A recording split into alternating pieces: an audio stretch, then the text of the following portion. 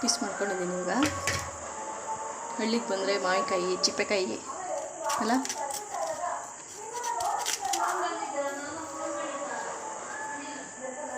ನೀವು ಹಿಂಗೆ ಪೀಸ್ ಮಾಡೋಕ್ಕಿಂತ ಇದು ಕಲ್ಲಲ್ಲಿ ಚಚ್ಬಿಟ್ಟು ತಿಂದರೆ ಎಷ್ಟು ಚೆನ್ನಾಗಿರುತ್ತೆ ಗೊತ್ತಾ ಟೇಸ್ಟು.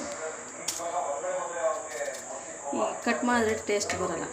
ಪೀಸ್ ಮಾಡೋ ಕಲ್ಲಲ್ಲಿ ಜಜ್ಜಬೇಕು. ನಾವು ಬೇಕಾದ್ರೆಲ್ಲ ಜಜ್ಜಿಬಿಟ್ಟೆ ಮಾಡ್ಕೊತಾ ಇದ್ದೀವಿ. ಕಲ್ತಾಂಡು ಹಿಂಗೆ ಚಚ್ಚವು ಇದು ಬೇಡ. ಈ ಥರ ಸಣ್ಣ ಸಣ್ಣ ಪೀಸ್ ಮಾಡ್ಕೊಳ್ಳೋ ಇದೇನು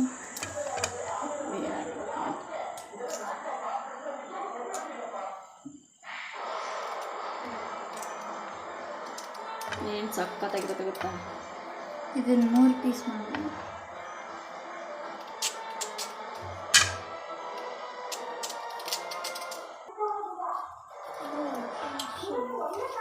ಕಟ್ ಮಾಡಾಯಿತು. ಈಗ ಉಪ್ಪು ಖಾರ ಹಾಕ್ಬಿಟ್ಟು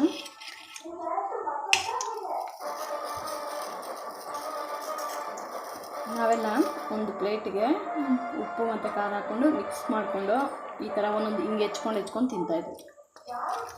ಇವಾಗ ಹಂಗಿಲ್ಲ, ಎಲ್ಲ ಅಲ್ಲೇ ಮಿಕ್ಸ್ ಮಾಡಿಬಿಡ್ತೀವಿ.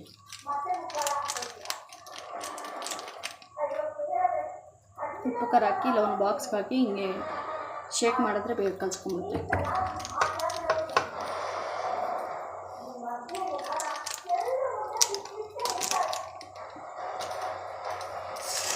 ಈ ಥರ ಮಿಕ್ಸ್ ಮಾಡ್ತೀವಿ. ನೋಡ್ತಾ ಇದ್ದು ಬಾಯಿ ನೀರು ಬರುತ್ತಲ್ವ.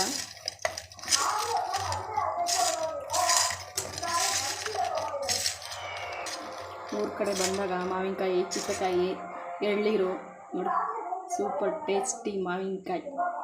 ಉಪ್ಪು ಖಾರ ಹಾಕಿರೋ ಮಾವಿನಕಾಯಿ ಸೂಪರಾಗಿತ್ತು. ನಮ್ಮ ಕಥೆ ಸೂಪರ್.